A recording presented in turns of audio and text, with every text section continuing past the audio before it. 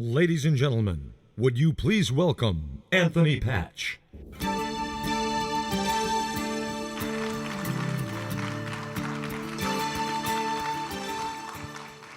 Thank you very much. For those of you that are returning from from Friday's presentation, this is take 2, and we will move very quickly through the material because I don't want to repeat for you that have been here the same material over. We'll skim through it quickly. But for the benefit of our streaming audience that's watching this program, I apologize that it's going to go quickly, but we need to get to the point. There was a reason why the files were deleted from a remote camera and a camera back here that's broadcast quality. So we're going to get to the meat of the issue as quickly as we can as to the subject that I believe they did not want me to be speaking about, okay? And that's primarily dealing with the D-Wave adiabatic quantum computer, okay? We've pretty much figured out why they didn't like me yesterday. So with that said, we will cover some about CERN. The majority, as I said, will be about D-Wave's quantum computer. We'll touch on the sentient world simulation again. And we'll probably go right on by the DNA. Unless you want me to, I'm going to have you guys tell me what you would like to hear. Okay, so we'll do some DNA. Nanoparticles, third strand of DNA. But there's new information since Friday. In fact, since last night. And I'm going to share it with you today related to the computers that I was not even aware of. And it's 2 parts. Before I went to bed last night, I was praying and the Lord gave me some information. Now, I'm not a prophet. You guys know that. It's just, that constant conversation. When I got up this morning, there was another message for me. It wasn't on the phone. And that I'll share with you as well, because the one I got this morning, I had no clue. No clue about. I think what happened with the Friday presentation was God's sense of humor that I always talk about. Because what I'm going to share with you today that I didn't on Friday is where he went, you didn't get it all out. So we're going to redo it. So you will get it right this time. Okay. So let's start with Gordy Rose, one of the founders of D-Wave Corporation's quantum computers. This is about a 10-minute clip. It gives you a good backstory of what we're going to talk about. There's some key phrases in here I want you to pay attention to that are on my website at anthonypatch.com at the Urgent Discoveries tab. The quotes on my website are taken from this video. It'll go through the model numbers, but those are even obsolete and dated compared to what I'm going to give you today. We're going to go from the graduate level, like I said on Friday, to the postgraduate level today. So this is new stuff, and you guys are kind enough to listen to me and let me present my thoughts to you. Thank you, sir. So we'll see how the technology works. Where's Paul Begley? You guys know his history, Paul Begley Technology. I might need his help. All right, let's see how it goes. I'm going to tell you a crazy but true story about the nature of your universe. So you may have heard this word quantum computing. It's often, people have the misconception that it's some kind of newfangled supercomputer. It's decidedly not that. Quantum computers allow us to access hidden features of nature, new dimensions, and if we can access these sort of hidden dimensions at scale, we could have unimaginable computing power.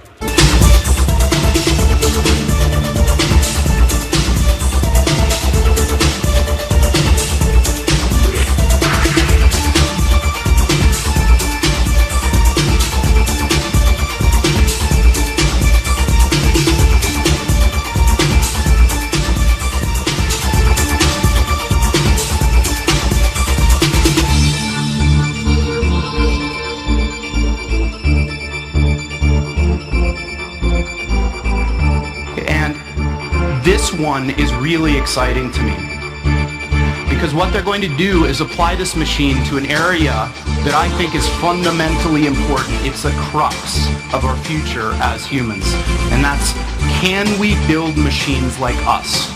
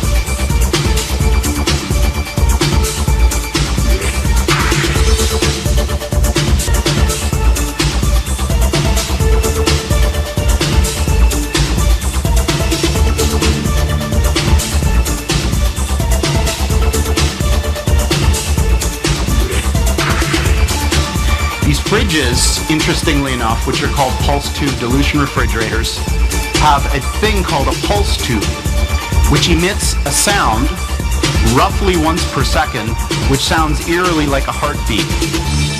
So if you have the opportunity to stand next to one of these machines, it is an awe-inspiring thing, at least for me. It feels like an altar to an alien god. They really are impressive machines.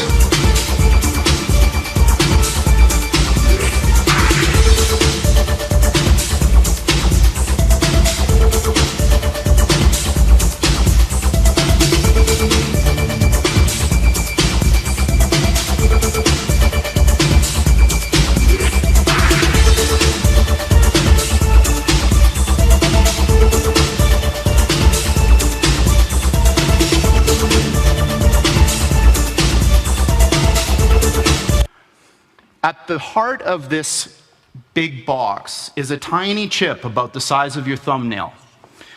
And on this chip resides all of the wonder and magic that makes this thing go. I'm not going to describe in any mathematical detail how it all works, but let me give you an analogy. In quantum mechanics, there's this concept that a thing can exist in two states which are mutually exclusive at the same time, quote unquote. And I'm using those words because the English language was developed before we had concepts to describe what these things actually are doing. But I'm going to give you a roundabout way of understanding this. Imagine that there really are parallel universes out there, and now imagine you have two that are exactly identical in every respect, all the way out to the horizon as far as we can see, down to the last little atomic detail of every single thing, with only one difference. And that's the value of a little thing called a qubit on this chip, which is a contraction of quantum bit. And that qubit is very much like a bit or a transistor in a conventional computer. It has two distinct physical states, which we call 0 and 1 for bit. In a conventional computer, these are mutually exclusive. That device is either one or the other, and never anything else. In a quantum computer, that device can be in this strange situation where these two parallel universes have a nexus, a point in space where they overlap. And when you increase the number of these devices, every time you add one of these qubits, you double the number of these parallel universes that you have access to, until such time when you get to a chip like this, which is about 500 of these bits, you have something like 2 to the 500th power of these guys living in that chip. So the way I think about it is that the shadows of these parallel worlds overlap with ours. And if we're smart enough, we can dive into them and grab their resources and pull them back into ours to make an effect in our world. Now, this may sound very odd to you and bizarre, and in fact, I am using language that a normal theoretical physicist probably wouldn't use, but this is, what I'm telling you is absolutely correct and in line with the way that these things actually work. We've been doing this for some time now, and in fact, we have our own version of Moore's Law. The doubling of the number of these qubits on the chip has happened once a year for the past 9 years. So for the last 9 years, every year the number of these qubit devices has doubled, and it will continue to do so.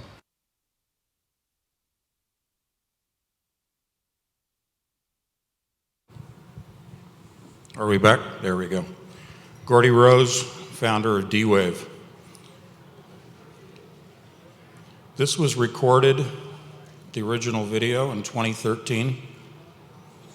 He's talking about doubling the number of qubits every 12 months. That's called Rose's Law, after Gordy Rose. Rose's Law has been replaced by a doubling of qubits every 12 months to a doubling of qubits every 3 months, by their own words. This was recorded in 2013. At that time, the Model 512 computer was released. So what I'm going to give to you are numbers significantly higher than 512. Numbers that they have not even released. It's simply mathematics. Okay? The reason I'm starting with this is because I want to dissect some of what he's talking about randomly. Resources, parallel dimensions, an altar to an alien god, eerily like a heartbeat. This is artificial intelligence. This is beyond simple machine learning. This is spiritually influenced. You cannot separate the physical from the spiritual, and vice versa. We have a problem here. It's not my computer this time.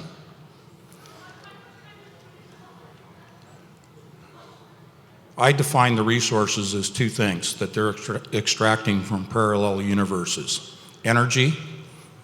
They put in 100% energy when they're inserting a combinatorial problem or program. And they're receiving back, they're extracting resources in the form of 110% energy. They're getting back 10% more than they put in into our reality. That's why I call this revising reality. They're also receiving solutions that have a 99% accuracy. So the coherence of the system is stable. In fact, they leverage decoherence, which typically produces errors in computers, but they've leveraged it. So let's talk about parallel dimensions.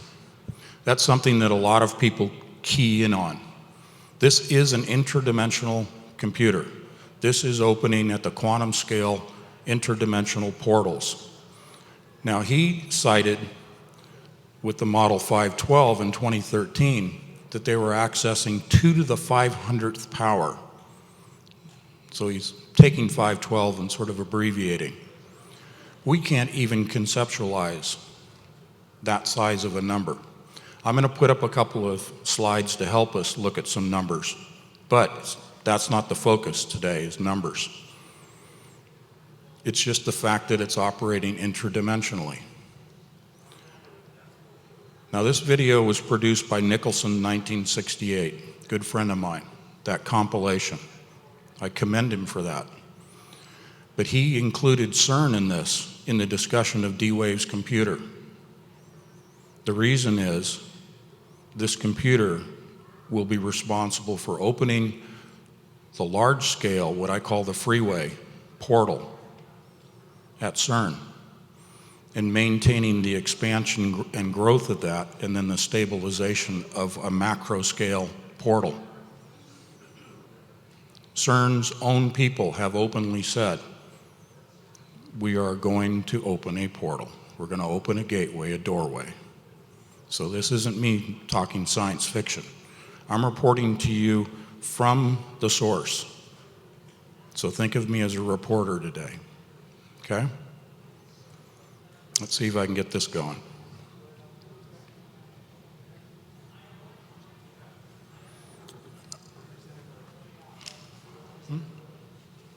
I have a remote, yeah. I'm just trying to get back to square one. Yeah, I think it'll run. Give me a hand with that. Good. But right there, it'd be great.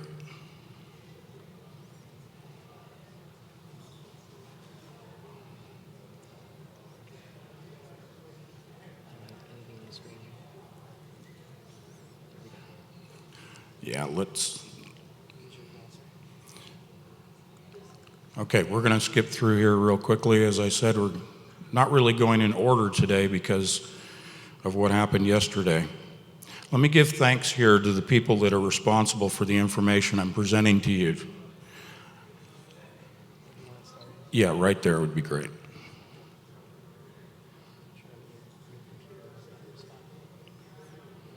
That's it. Good.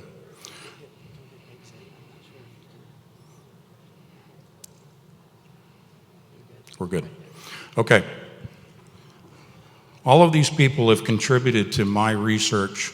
We're close friends. We produce videos on YouTube. You may have heard me interviewed on many of their shows. These people are diehard Christians, warriors. They're doing their own research in their own areas and putting out information. So I'm reflecting them, and I want to give thanks to them as to what they've done. Out of this door might come something, or we might send something through it, said Sergio Bertolucci, Director for Research and Scientific Computing at CERN. They're not playing games. They're deadly serious about it, and I mean deadly. Revelation 9. CERN is located over the doorway to the abyss, the ancient Roman temple to Apollo, Apollyon, Abaddon, the destroyer. Okay? Again, the audience here, for the benefit of the streaming audience, the audience here has heard all of this before on Friday. So we're going to move right on through. I'm going to get back to D-Wave here very quickly.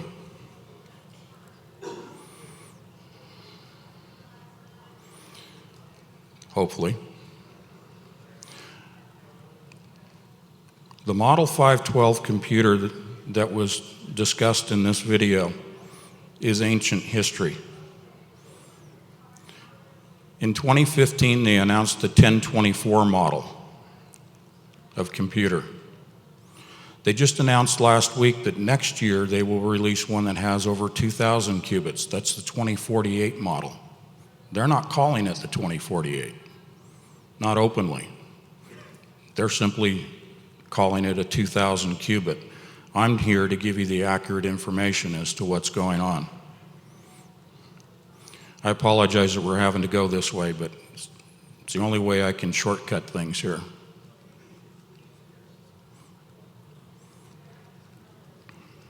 Come on. Now, Gordy was talking about standing at the altar to an alien god. So for the benefit of the audience here, has anybody ever heard a physicist or a computer scientist speak that way or make a reference like that? No. So why would he even choose that? He's talking to a scientific audience. Why would he choose a word, which obviously he prepared a speech? Why would he choose a word or a phrase like that, unless he was telegraphing a message? And a pulse dilution refrigerator. I'll define that in a moment. But he's talking about, it sounds like a heartbeat. He's talking about artificial intelligence and sentient self-awareness. He's talking about a living and breathing computer. That sounds far-fetched, but I think we're going to demonstrate just how real this is today. This is what the inside of this computer looks like. That's a black cube. You guys heard me talk about it on Friday, the worship of the black cube in Saturn, the black sun, okay? They chose the color and shape for a reason. This is electromagnetic shielding. It's also thermal shielding.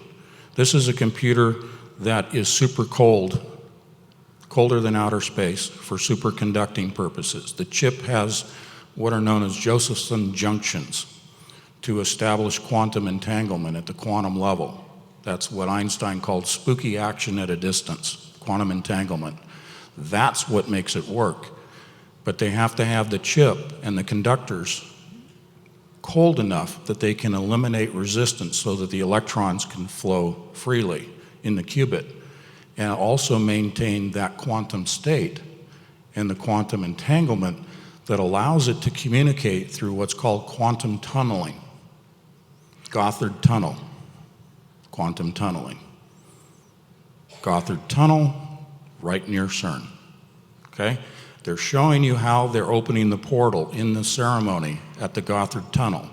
They show you the portal on the screen.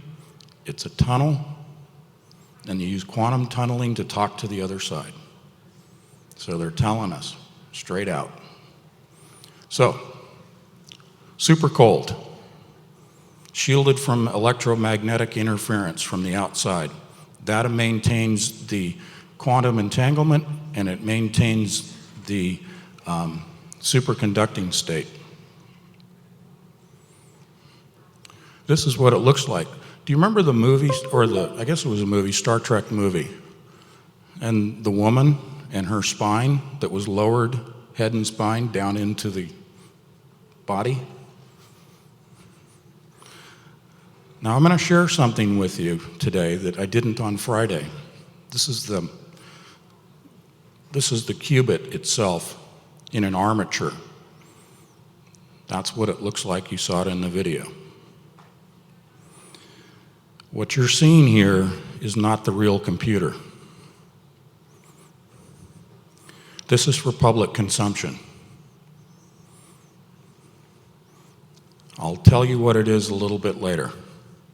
But this is not the real computer. This is the Model T compared to what they're really doing. So this is all for, show.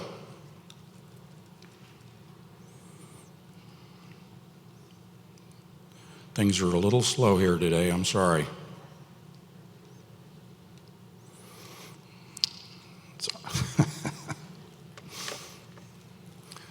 Tell you what,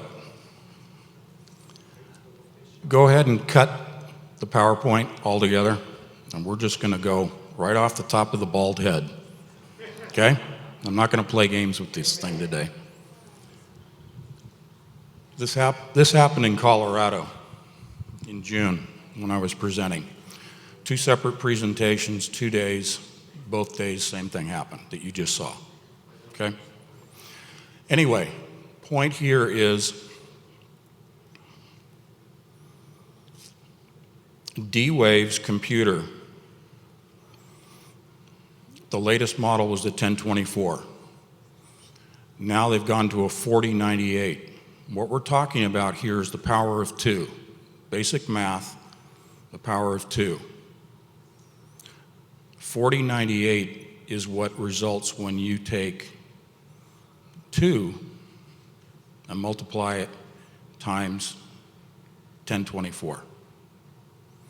You take 2048 and you multiply it by 2. You get 4096. And then you get 8192. In the power of 2, 8192, a new number that I'm giving you, is 2 to the 13th power. 2048 is 2 to the 11th. In between is 4096, if I've got my numbers straight without my notes, is 2 to the 11th power. This is binary progression. This is basic in software programming, the power of 2. That's why their model numbers advance that way. But the 8192, let's go to old school. Maybe we'll take a break and we'll regroup and get the computer going here if we can. But I shared with you what is called a 600-cell tetrahedron on Friday. This is what the 8192 computer looks like now. If you guys on AV, if you want to come up and play with my laptop and see if you can get it going again, because I will need some pictures. Here's the deal. We've got an 8192 that's in the shape of a 600-cell tetrahedron. Tetrahedron is a pyramid, but with a triangular base, not a square base like you see in Egypt. Back in early 2012, late 2015, or 13, I read a paper by Buckminster Fuller, a biography of Buckminster Fuller, and he was talking about tetrahedrons. And he said that the simplest form or simplest shape that can enclose a volume is a tetrahedron. And when I read that, I thought, oh, singularity, Big Bang. Now, I don't adhere to the Big Bang theory. I have my own that I'm going to share with you, but the real issue is if the singularity did exist, and Buckminster Fuller, who people know from the geodesic dome, and buckyballs, buckyfullerenes, bucky tubes, C60 carbon, if he, as a brilliant researcher, comes up with a tetrahedron as the simplest form, then if there is a singularity, a point of origin to the universe, it took the shape of a tetrahedron. Now, the reason this is relevant to the discussion of D-Wave Corporation's computers is I had published both my books, my first two books.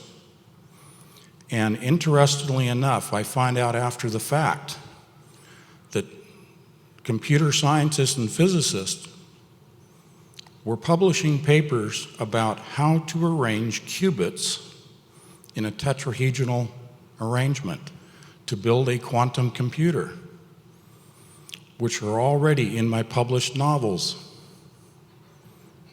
I wonder if they read it on the cloud. Okay? I'm not trying to build myself up. This is just the synchronicities of what God does. It's really strange. So if we get the PowerPoint going, I'll jump around and try to get to the pictures of the 600 cell. But here's kind of the punchline. And there's more to add, but the punchline. If in fact my intuition, download from God, whatever you want to call it, creative imagination, if in fact the 8192 computer exists, that's 2 to the 8,000th power of parallel dimensions according to Gordy Rose's formula that they're accessing, and it's arranged in a tetrahedral shape comprising a sphere, then they have just built a quantum computer that is identical to my model of the universe, which is freaky. That's what's on my bag, the 600-cell tetrahedron. When I first saw that, I thought, wow, that answers Buckminster Fuller's conjecture about a single tetrahedron. So how do you get from a single to that? It's not a big bang. It's a replication. Example, nanodiamonds, which is what I built my computer out of. Nanodiamonds of C60 carbon, Buckminster Fuller, self-replicate in the laboratory. You can start it with a microwave, microwave signal to a nanodiamond, or you can use a laser, a pulsed frequency laser. Let's see what happens here. So, thank you guys, appreciate the backup. Alrighty.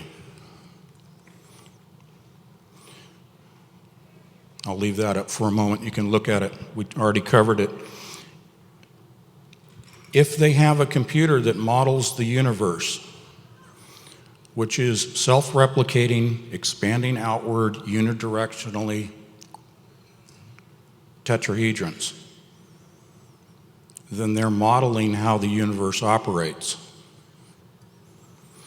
Pretty much the ultimate computer. If they're building it for opening a portal, it pretty much is the ultimate, because that's going to be the end of us. Interestingly enough, the power of 2 to the 13th power, resulting in 8192, also relates to the octave range. Now, there are about a dozen relationships like this that coincide with the model numbers of D-Wave's computers, but I'm not going to go through all those today. But you see the same numbers here, 1024, 2048, 4096. If you have a diamond crystal that resonates at 4096, which it does, supposedly, in the New Age way of thinking, it opens doorways to angelic kingdoms. I do believe D-Wave is connected to CERN, because they're talking the same way, the same language, the same goals, the same mathematics, the same physics. The physics part of this model of the universe I'll briefly get to if the slides cooperate with us, because it's rather interesting. Boy. Come on, here we go. All righty.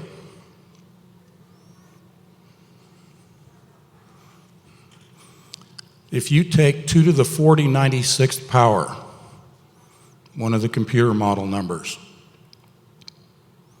and you have a resulting number that's 1,234 digits in length, you reduce that down to its decimal approximation of 1.044. That's almost the same as the background radiation wavelength of the universe. If they're modeling the computer after the model, the tetrahedral process of the universe, they're tuning it, literally, to the wavelength of the universe. If you're going to communicate, you want to tune things, right? The computer is tuned to the pulse of the universe, to the heartbeat, Gordy Rose. It sounds like a heartbeat. And then he talks about it's like standing at the altar to an alien god. They're communicating to alien gods. And those of us that understand the Bible understand the ramifications of what I just said. And there's a little bit more, okay?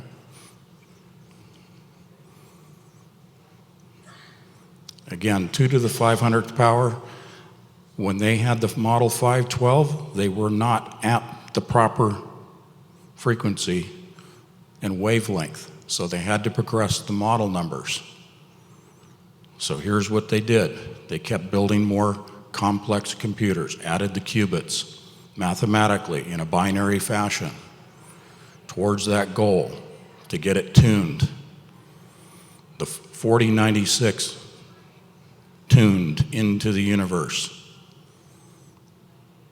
That's where they were actually able to communicate real time, 24/7, stable portal at the quantum level. Same thing they're going to do at CERN, but on a macro scale. Revelation 9, they're ready. The 8192, the number runs out to infinity. Most computers won't process a number like 2 to the 8192 power. It'll just come up infinity. Okay?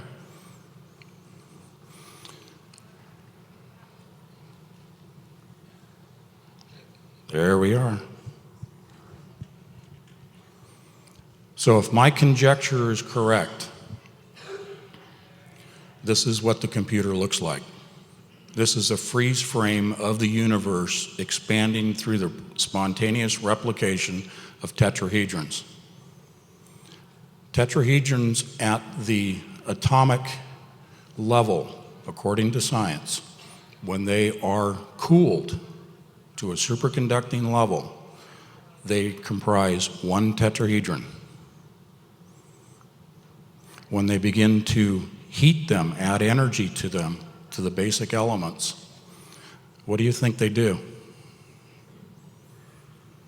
They replicate geometrically into more and more complex geometric shapes, all of which are subsets of this, until they finally reach this figure. And it goes beyond this. This is a snapshot. An interruption of that replication is what you're seeing. When you go to the cosmological level and you look at galaxies, this is all straight from their papers. This isn't me.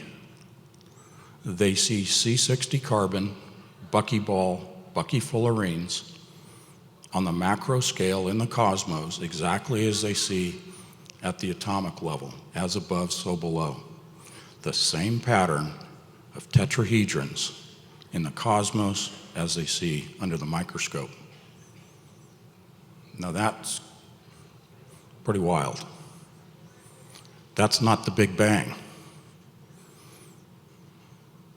Complete departure. Nanodiamonds, along with other particles, but I'm focused on nanodiamonds in my books, self-replicate. You can also store data, voids in the crystals. Okay, nitrogen-filled voids. Use a laser. You pulse digital information, binary information. It's stored and captured, stable for the life of the diamond. That data remain intact, unchanged. That's what this computer does.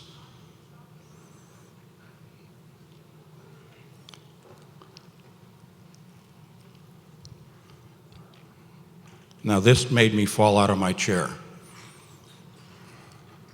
This is going to be technical, but I told you this is the postgraduate level. Friday was the graduate level. Today we're getting pretty deep. And if the audience that's watching is tuned out already, oh well. You guys get to hear it, okay? But here we go. This is a published paper. I say I get all my research right from them, and this is going to show you what I look at on a regular basis. You notice the guy's name is Tony? Synchronicities. This document you're going to see just snippets of came right off the CERN's server. I'm going to show you again that the computer is connected to CERN. I'm going to show you the proof mathematically that my model of the universe is valid. Okay? E8 refers to the number of dimensions. Clifford 16 refers to dimensions and spatial locations. Lagrangian is a form of spatial orientation, locating things graphically. The algebraic quantum field theory, AQFT, it's a mouthful. That just described that 600-cell tetrahedron. The fundamental mass scale vacuum expectation value V of the Higgs scalar field is the fundamental mass parameter. That is to be set to define all other masses by the mass ratio formulas of the model and gobbledygook, all the way along. Okay, GeV, that's in giga electron volts. CERN talks about tera electron volts, and I talk about peta electron volts. Okay?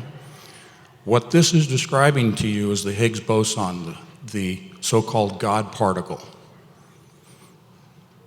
This 600-cell tetrahedron model has everything to do with CERN and particles and particle collisions and energy derived from those collisions throughout this 125-page published peer-reviewed paper, published in 2014. 6 months after my second book was published. describing exactly what is in this paper. And I am not a physicist, nor a mathematician, okay? This is God working through me. It doesn't make me special. He just sends the information through. So I'm just witnessing here.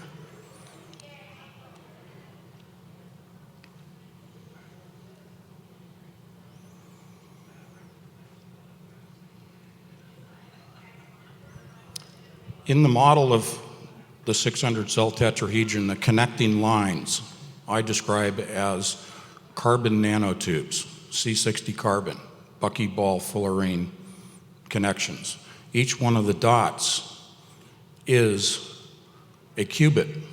As I said, the science paper that described that arrangement of putting the qubits in tetrahedrons. This material in this paper, Bisco, this is the material they use to construct those connecting lines, different than my use of C60 carbon. Not a big deal. But I'm just showing you the actual description that they're using in this paper. So configure the JJ array. JJ is Josephson junctions. I mentioned that in D-Wave's qubits, super cold, superconducting connections by Josephson junctions. That produces the quantum state for quantum entanglement. This guy's talking about a geometric shape, a 600 cell tetrahedron. So here it is again, in the paper, the simplest polytope, which is a arrangement of tetrahedrons. Superconducting tetrahedral quantum bits. Buckminster-Fuller, simplest form, singularity, beginning of the universe. The qubit design emulates a spin half system in vanishing magnetic field, the ideal starting point construction of a qubit. He's talking about building a quantum computer. He's talking also later how particles interact in the universe and how they interact at the Large Hadron Collider. He cites the Large Hadron Collider in here. He talks about what they are going to realize in 2015 and 2016. He's talking about the computer that they are using at CERN, and it's the 600 cell tetrahedron, and he doesn't even know it. He connects it to CERN, but he doesn't realize that what he's talking about is the model of the universe. A brilliant mathematician working with CERN, worked with Los Alamos. His archives of his other published works are archived at Los Alamos. Okay? This is a heavy hitter that we're talking about here. Manipulation of the tetrahedral qubit through external bias signals translates into application magnetic fields on the spin. The application of the bias to different elements of the tetrahedral qubit corresponds to rotated operations in spin space. What that means is particles spin. They have mass and they have movement and trajectory. You can use primarily the spin to impart ones and zeros, binary information. Use it as a processor. The spin of quantum particles. Now I'm abbreviating this, but again, this is the replication. You start with 1, you go to 2, and you get this. I have no doubt in my mind that this computer exists. That's a long way from 512 in 2013, where they're doubling the number of qubits every 3 months, not every 12, according to Gordy Rose's own law. It's not a great leap in mathematics or in time to say what I'm saying is accurate about what they're hiding from us. There's a concept in our discussion of technology that we're aware of today is already 30, 40, 50 years old. I'm showing you an example of that, okay? Now, I promised another piece of bonus information. This came to me this morning. I have a little cable drawn in there just to represent quantum entanglement. There are multiple models. You remember the numbers I showed you of the octaves and the power of 2 running all the way down through the model numbers? The model numbers walk lockstep with the octaves and the power of 2. There's a reason behind that, and I showed you it was getting to the point of tuning the computer to the wavelength of the universe, specifically the background wavelength, the background microwave radiation wavelength of the universe. So it's tuned, and it's built, and it's operating, and they're ready. They're waiting for the restrainer to be removed. It's the only thing holding them back. This is what's relevant to Bible prophecy and our lives. The restrainer is the only thing.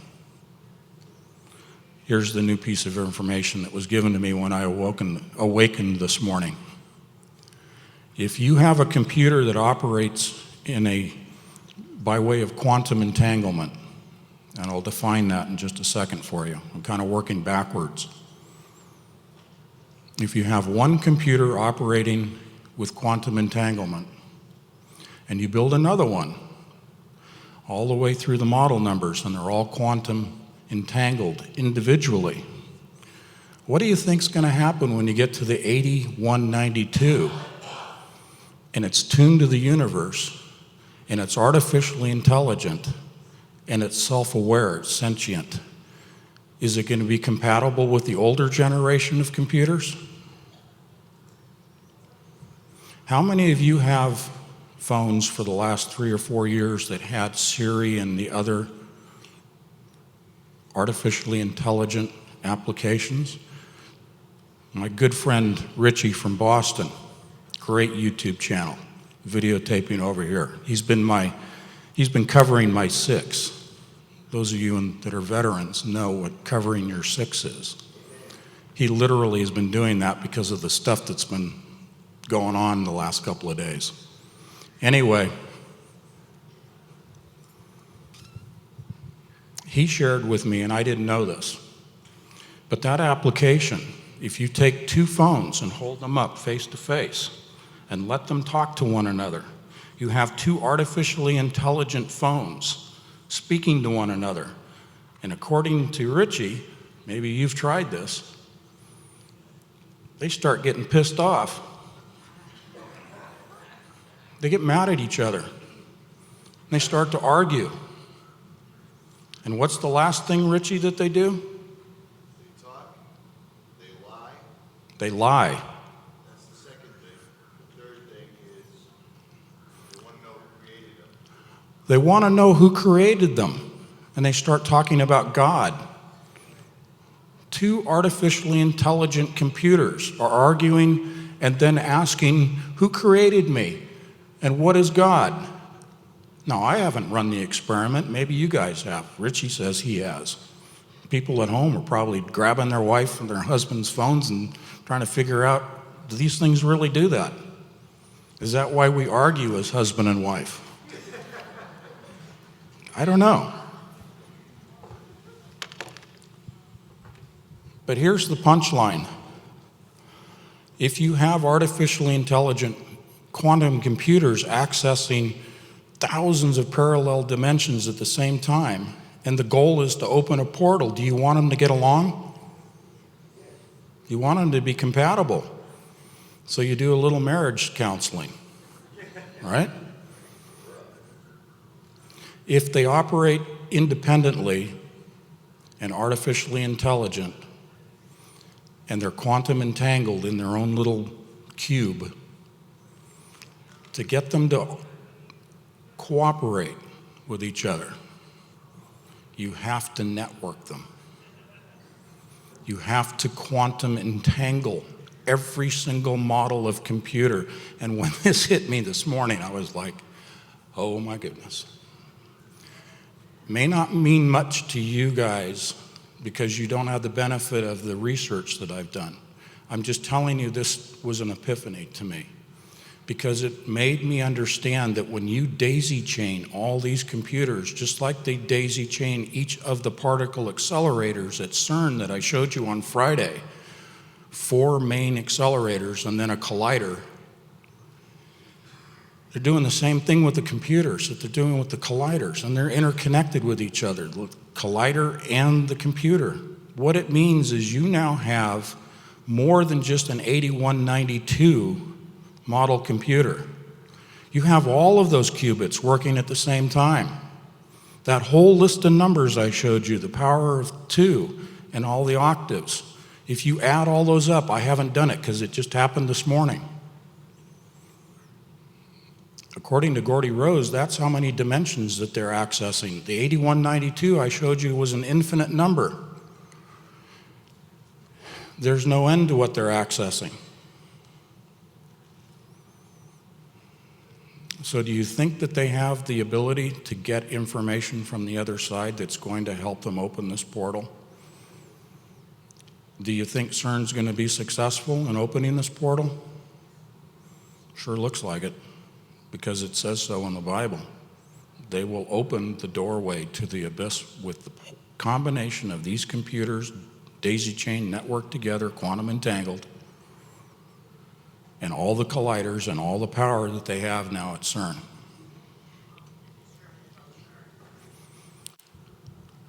Quantum entanglement was described by Einstein, again I'm working backwards, as spooky action at a distance, because he could not define or describe what was really happening. He lacked the technology at the time.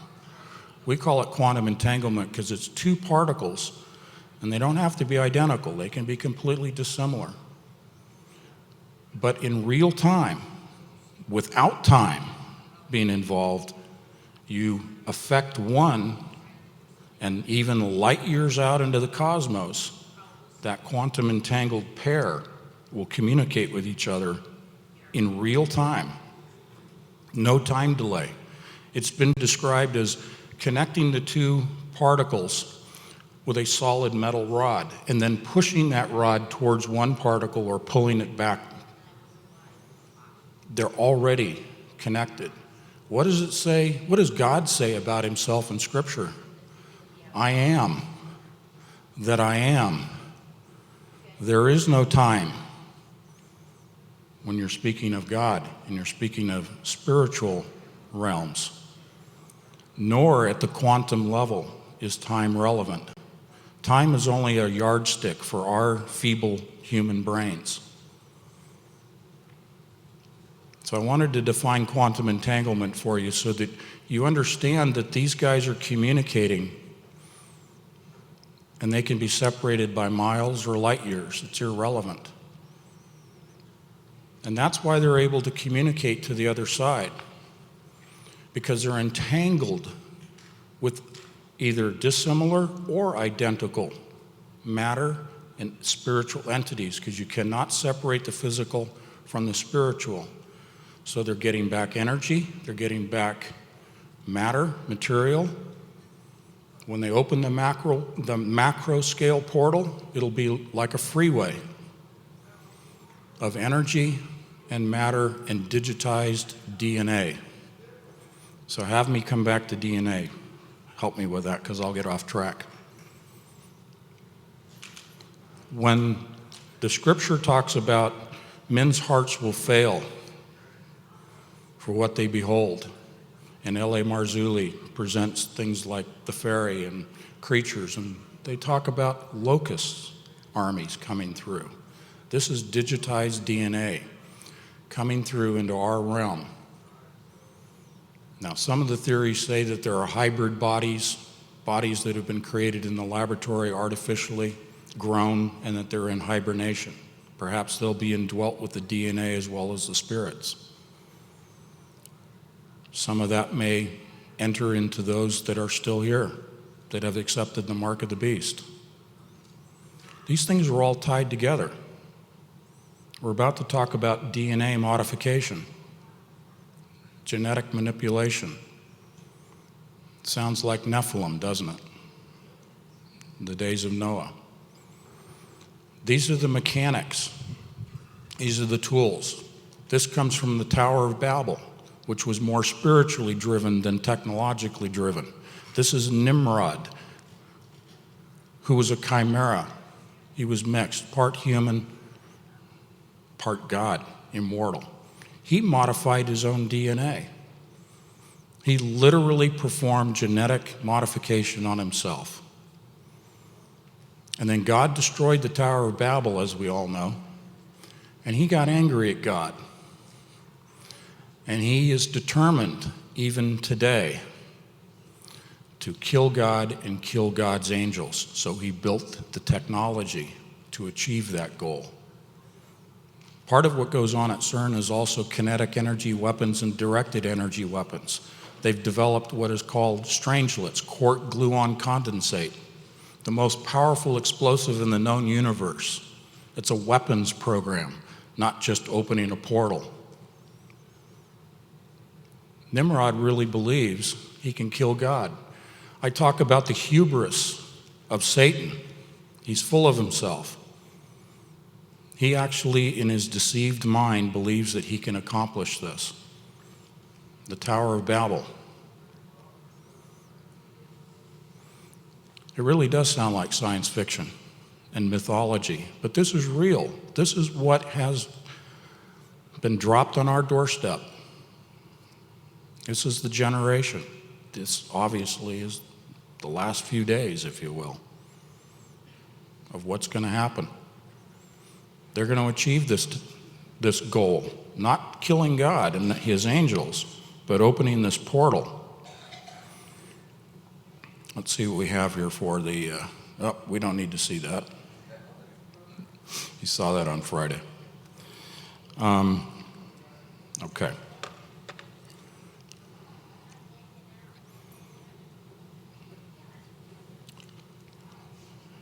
It's not usually how I do a presentation, and I think you guys who were here Friday saw it. A nice smooth presentation compared to this today, and I apologize.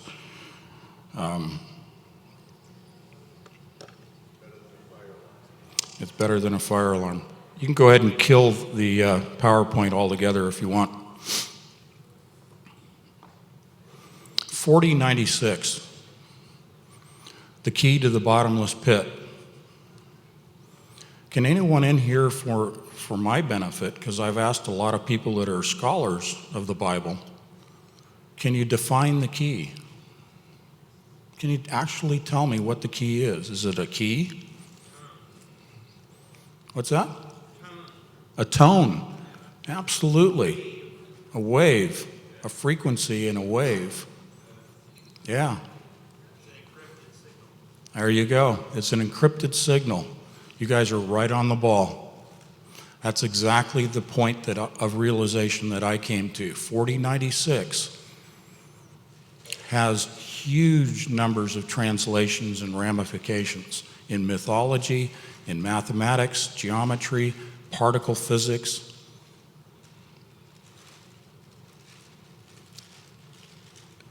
My conjecture, can't prove it, 4096 represents the key. That's where I thought I was going to stop. But it's 8192. 8192 is the encrypted code. It's an algorithm. 2048, model number one of the computers, refers to Peter Shor's algorithm called 2048.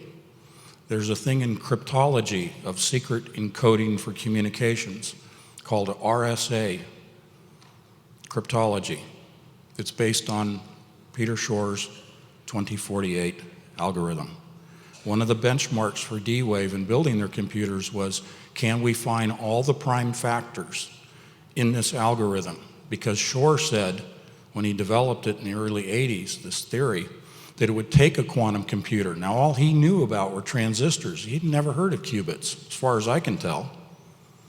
But he said it would take a quantum computer to crunch the numbers, to break the algorithm, to break the RSA coding. Well, D-Wave did. They achieved their benchmark, okay? They didn't need the 2048 to do it. They did it with the 124 model. one of the Model Ts. And that's when the NSA and everybody got real cozy with them. Because D-Wave started with DARPA funding of $10 million. They realized they were going the wrong direction, so they went and got some venture capital. And they put together first one team, that didn't work, and then they brought together another team. That's the short thumbnail sketch of D-Wave. But they originated with DARPA. They've always been in bed with DARPA and the NSA. They sell their computers to Lockheed and USC. They have an open, public quantum computing lab at USC in partnership with Lockheed. Lockheed then bought a Model 12, or 512. NASA, Google, Amazon, the NSA's computing centers, data collection centers, like in Utah and Texas, all use D-Wave's computers. But they never talk about networking them. They present it to the public as though they operate independently with independent organizations. So how independent is Google? Okay? That's why this really stunned me, to realize all of these organizations, these corporations have these computers and they're all working together. So if you follow the money, not just the venture capital that I mentioned, but if you look at the investment publications targeting Silicon Valley and where the money is going,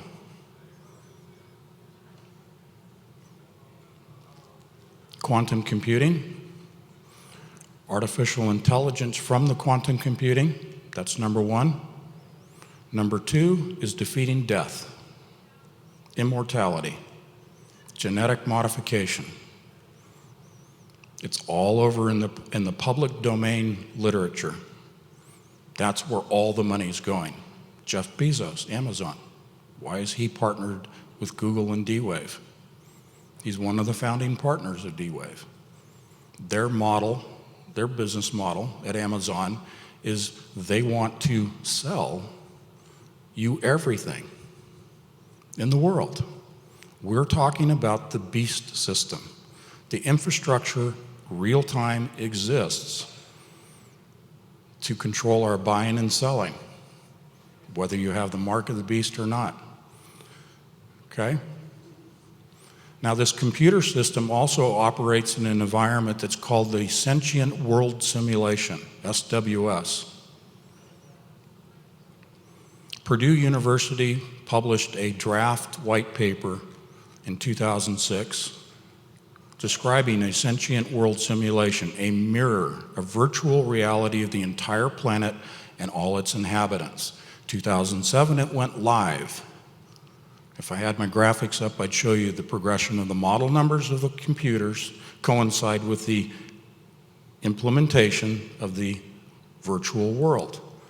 D-Wave's computer runs the mirror of the entire planet. The Model 512 in 2013, Gordy Rose described as having the equivalent processing power of 7 billion human brains, and each human brain processes a petaflop of data.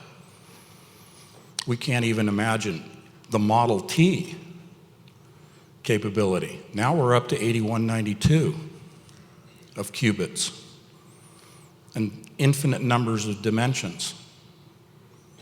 And now processing power we can't even imagine. This is the beast system. Real time, running since 2007. Every one of us is represented in this simulation as a node. In this video with Gordy Rose, he talked about the crossing over, the nexus of parallel dimensions. Nodes. And we are each assigned an avatar. That's why the movie was named Avatar. Okay? So all these things connect. Real time, they can monitor us, know what we're doing, and predict, like future crime, predict what we will do. Because in machine learning, you have algorithms that are built based upon human behavior, modeling human behavior for the purpose of predicting what we will do. The machine predicts. If you can predict, you can control. Right? So pebble in the pond, butterfly effect. This is graduate level, right? You guys are still with me. Early benchmark for D-Wave. They said, we're going to test our theory of human behavior, the modeling of it. But we're going to do it with the stock market and the commodities market. And what they did was they modeled what was going on throughout the world. Environment, economics, civil and military strife, you name it. Elections, who's going to win? Okay? Is it controlled? Is it a foregone conclusion? Is it a rigged game? You guys answer that.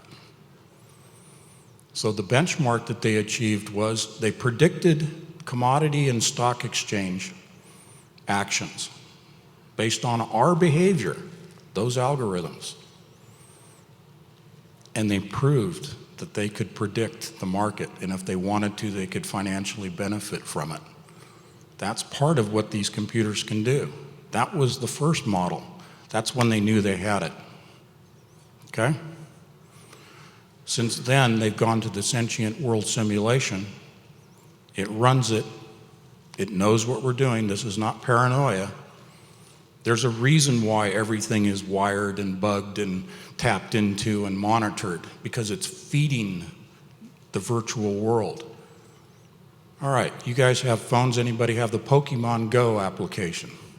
Nobody does it. Good. That is part of the psychological operation which teaches the machine to predict human behavior through building those mathematical algorithms. Pokemon Go is to get people used to living in the virtual reality, in the augmented reality. Reality, as my third book, Revising Reality, is titled. They're revising reality by getting people comfortable with living in that digital world. I call this our analog, okay? There are reasons why they put these things out. And so they devise the application, and they go, what do you think's going to happen when we drop this into the matrix, the pebble in the pond? They know full well how we're going to respond to it. So how do you beat the game? Some of you guys know the answer from Friday. How do you beat a game? Somebody told me when I asked that question Friday, you got to know the rules. Valid statement. But beyond that, pulling back from it, looking at it objectively and analytically, you say, oh, it's a game. You realize it's a game. Yeah, Pokemon Go is a game. It's a psychological game. It's a psychological operation. They're playing us. We're being gamed. And me personally, when I realize that I'm being gamed, I get a little angry. Mandela effect, Gordy Rose video, D-Wave. Think what you will about that. I'm not going to defend it, except to perhaps explain it. Why was the physicist in the video from Nicholson 1968 holding two signs in his lap? One said Bond 1, the other one said Mandela. That picture's from 2013. And he's laughing, and he's smiling, and he holds up his little paper, and I think it says something like, we're having fun. It's a game. And these characters at CERN and D-Wave know that they're playing a game with us. So Bond 1, you saw early in that video, the original first novel of the Bond series, okay? Casino Royale. It's a game. Monte Carlo is where they played Casino Royale. In statistical analysis in the world of particle physics, there's a thing called the Monte Carlo random number association or prediction. They use it to predict the trajectories of particles that fly off from collisions in the LHC. They're using it to play the psychological game with us, to create the Mandela effect as a psyops, so the machine can learn from our reactions and responses. Who's looking at it, who's analyzing it, who's talking about it, who's communicating about it. That's all part of the algorithms of machine learning. That's why the Mandela effect is here. I'll give you the cause of it in a second. But they knew that they were going to do a Monte Carlo game at CERN, and they called it Bond 1 from the movie, from the book. And then they had the Mandela name right underneath it as the application. So, where does the Mandela effect originate from? Would you hazard a guess? D-wave. Other dimensions. I call it quantum pollution. If they, as I said at the beginning, that they are inserting a combinatorial program into other dimensions and extracting 110% more energy than they put in, and Gordy Rose is talking about extracting, going in and grabbing resources from the other side, that means that there are things, energy, information, digital information, entering into our reality and revising it, polluting it. That's why you see these effects, because it's a game that they designed, and they know full well what it's going to do, and they can predict how we're going to respond to it. You're being gamed. So am I. I'm a pawn in this little game of theirs, just like the rest of you here. Okay? I don't like being gamed. That's why I do this research. I want to know what they're doing. I don't know it all. I have a little slice of what I'm looking at, and I'm looking at it, through the dark glass, the glass darkly, as it says in Scripture. I don't see it clearly, but I put on a different set of glasses than most people. I use the Scripture. I use the Holy Spirit for the discernment. That's why last night when I was praying and I went to bed, he said, hey, guess what? You need to show them the 600 model, and you need to show them what it relates to the D-wave and explain all the numbers. You didn't explain the numbers on Friday. Reboot. That wasn't the nefarious NSA doing that. That was God. Now, maybe they were the tool, but who cares? I don't. It's God's plan. He's in control. And then this morning, as I said, he said, no, they're daisy-chained. They're linked. They're all quantum entangled. They're all working together. I mentioned it to Richie, and he goes, oh, yeah, put the phones together and see how well they get along.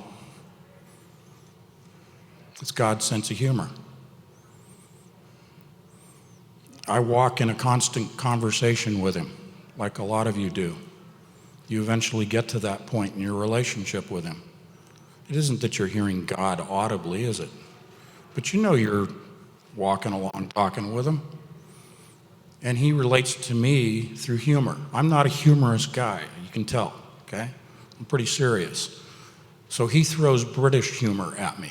Very dry, very witty, very fast, okay? But that's how he makes me laugh, because you have to be in balance with this stuff. If you're looking at it all the time and you're just going down these rabbit holes and you go, oh, I don't want to see this anymore. I'd rather just go buy a sailboat and go drift on down the river. Okay? But he wants me to do this. He commands me to do this. He commands all of us, because what are we supposed to be doing in our own areas of witnessing? We're commanded to save souls. So what I present is, you have a choice. I'm not Pastor Paul. He's much more eloquent. But I simplify it, and I say you have a choice. You go to the light or you go to the dark. There's no in between. And there's no time to delay that. going to Jesus, accepting the Holy Spirit, and getting the full armor of God to protect you. So I haven't forgotten about DNA. The third strand of DNA, our DNA right now can be modified through nanoparticles, nanomachines. We have inhaled through the aerosolized chemtrail spraying through our GMO foods. Our environment has polluted us. We have dormant nanocells, nanomachines in our body that will be triggered by microwave impulses. So when people talk about the mark of the beast, accepting it or not accepting it, you have free will. If you accept the mark of the beast, the nanoparticles are triggered, your DNA begins to modify in the form of a third strand. We have two strands naturally. A third strand will be developed, and it will change your body, and it will change your mind. This comes right out of DARPA. I've read the papers. I understand the process. And I look at it, and this is utter folly. This is where they're trying to go to for immortality. Dr. Craig Ventnor, first person to have his human genome mapped at Berkeley, where I went to school, using a particle accelerator, the Advanced Light Source building. It's a synchrotron ring-based particle collider, the latest model in the advancements of cyclotrons and bevatrons from Dr. Ernest Lawrence at Berkeley. Lawrence Livermore Berkeley Laboratory, Lawrence Livermore National Lab, Berkeley Lab and Livermore Lab, named after him. Livermore is where, among other things, they do the research to develop nuclear warheads. CERN was initiated as an organization for the purpose of modeling nuclear warhead explosions, detonations in the computer. This is a weapons program. They have strangelets that make warheads, nuclear warheads, look like firecrackers in comparison. But they use particle accelerators at Berkeley using X-rays, hard X-rays, to infer the structure of DNA and the protein folding of DNA, and then the 5 base chemicals of DNA. And Dr. Ventnor took his DNA to Berkeley and said, let's map my DNA. Let's map the human genome. They set up a lab over the hill in Walnut Creek. I grew up in the city of Lafayette. Berkeley, Lafayette, Walnut Creek, Livermore, okay? Dropped right into the middle of it. That's his sense of humor, okay? Point is, Dr. Ventnor has a laboratory in La Jolla, California called the Institute for Human Longevity, translation, immortality. They have what are called sequencers to sequence DNA, tabletop size. They have digitized DNA. Remember I said digital DNA coming through the portal. They digitize DNA into binary code. They transmit it through the cloud, and they use a sequencer and the 5 base chemicals to then reconstitute, to resequence that code of the original source biological DNA. Transmit it through the cloud, they can grow it at the other location. And this has been going on for at least 5 years that I know of. Scenario, Mars, Earth, little spaceship. Sequencer, chemicals, shoot it to Mars. Sequencer takes the chemicals, builds the DNA, grows your astronauts.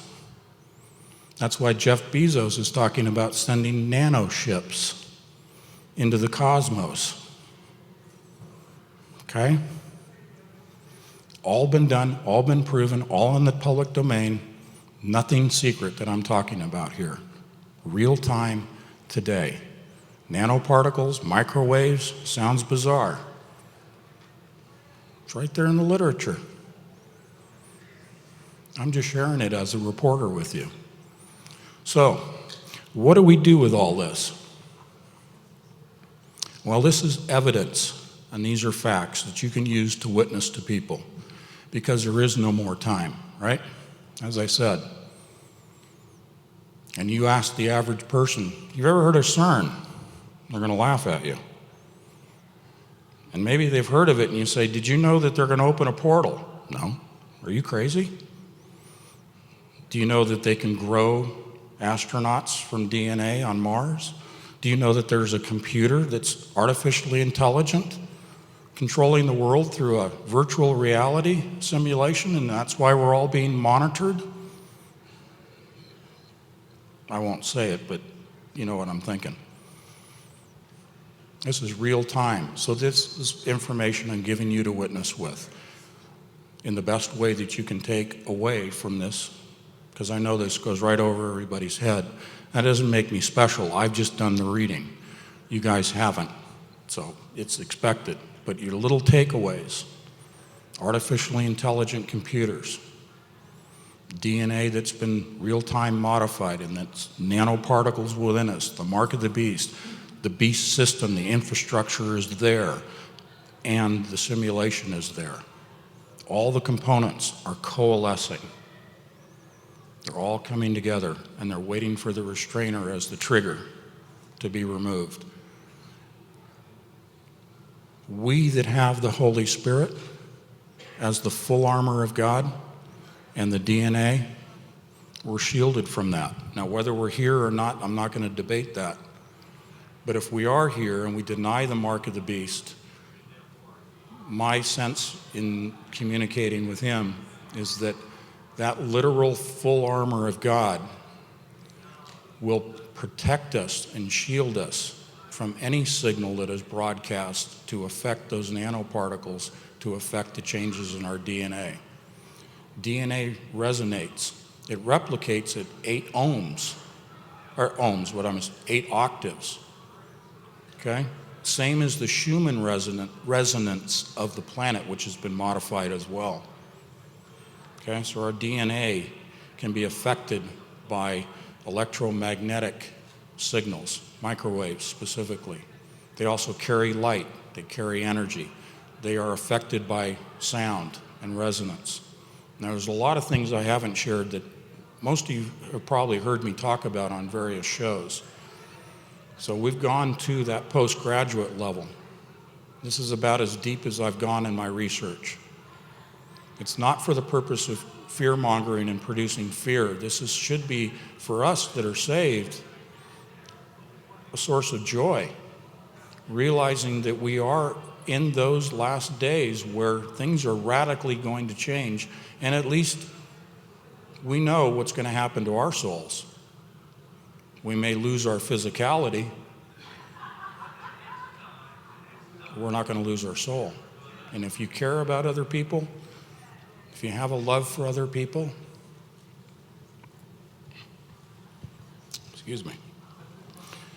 go after them. Grab them by the lapel. Or like I used to do on the streets of Oakland when I'd have somebody who was challenging me and wanted to pick a fight with me when I was a paramedic. I'd say, give it one free shot, right here, okay? They never took it. Challenge people, get in their face if you care about them. You don't have to remember all the things I'm talking about, but you have an awareness walking out of here that the world, the reality has been revised. Real time already. Okay? So that's my mission, that's my purpose in responding to the command to save souls. I do it with physics. So I'm ready to take questions if you like. Yes, ma'am.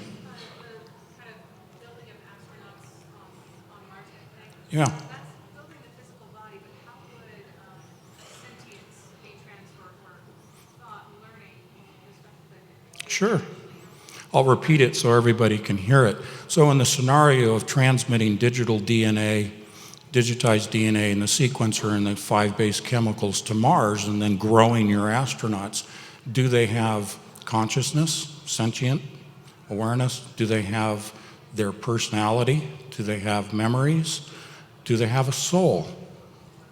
They'll have everything except the soul, is the short answer, because everything else can be imparted through digital programming. That's the whole transhumanism discussion of merging man and machine. That's Model T. You don't need to merge a man and a machine anymore. You don't have to be, a Ray Kurzweil who wants to have all of us converted, not us, but the elite, so to speak, through transhumanism to upload our minds, our consciousness, our memories, our self-awareness into a computer. That's old hat. You can do that by programming the third strand of DNA, which is comprised of a nanogold coating, and it receives that digital information, and it's transmitted, okay? But there won't be a soul. If you want to call it a hybrid, that would probably be a good way of describing it. Yes, sir? This seems really, really advanced. What's the possibility that some of this can be alien technology? This is really advanced, he said, and what's the possibility that this could be alien technology? It all is. It's all fallen angel, all derived. My good friend Richie was telling me the other day, he says, how do you go from transistors and the linear progression of more and more transistors on a chip, Moore's law, every 18 months doubling the number of transistors. How do you go from that to something that's super cold, superconducting? It's in the form of a qubit that has supersymmetry, superposition. Ones can be ones while they're zeros at the same time and vice versa. And you're talking interdimensionally. How do you get there from 1999 to today? You don't do it in a linear fashion like Intel.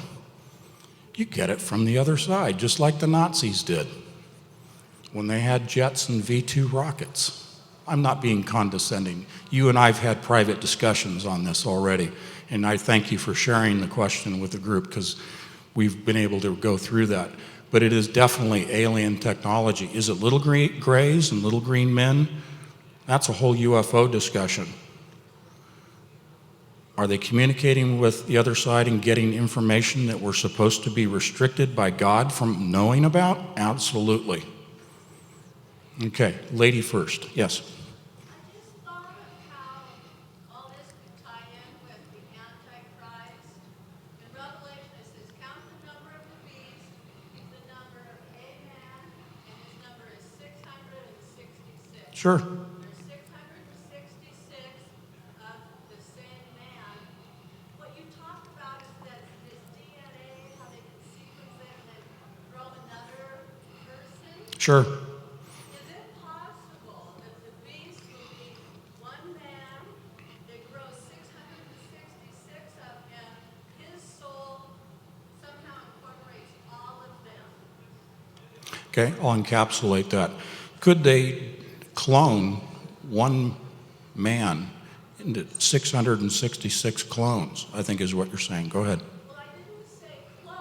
Right. That's old technology. Sure.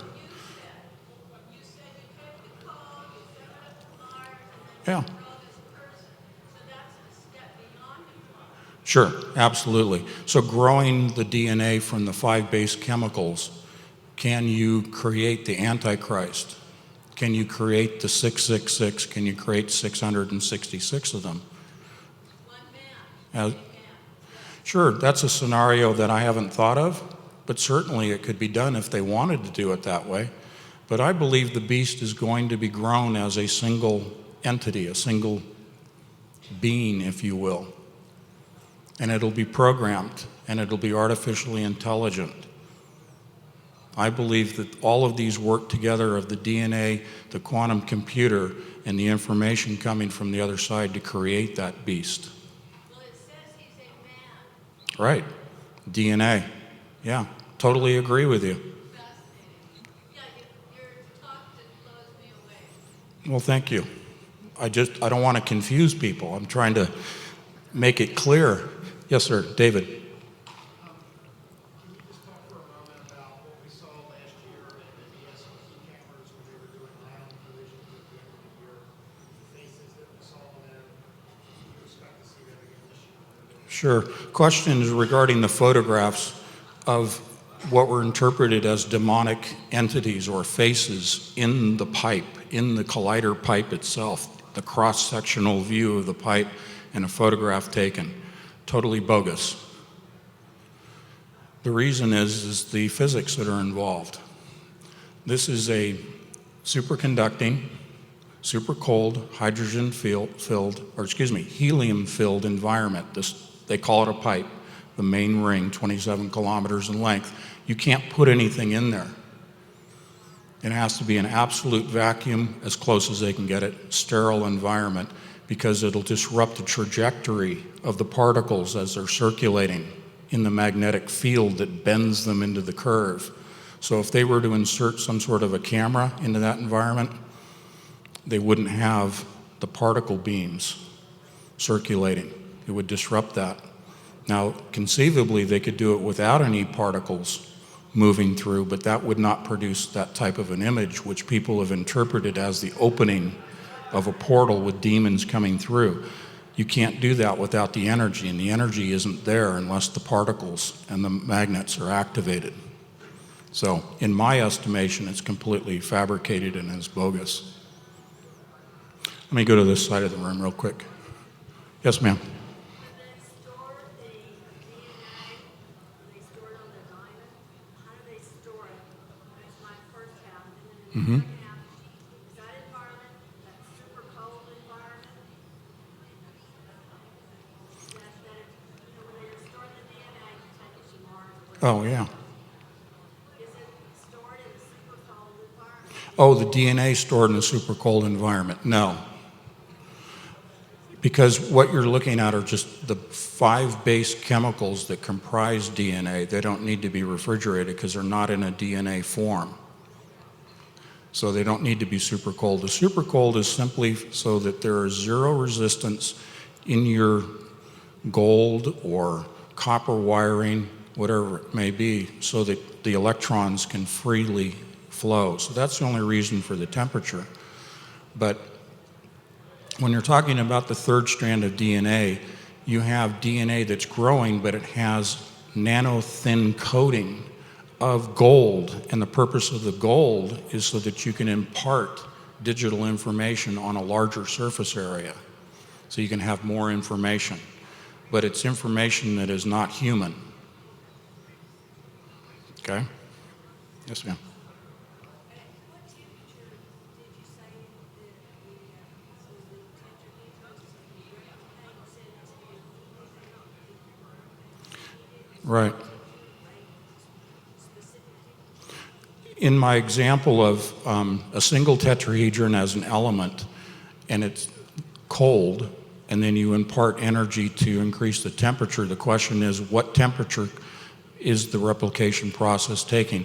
It's irrelevant what temperature. The moment you begin to impart energy on that at a resting mass, if you will, at a dormant state, it then begins to replicate into more and more tetrahedrons.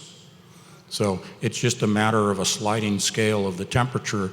You have a more complex geometric shape. The higher the temperature, the greater the energy. Okay? Yes, ma'am.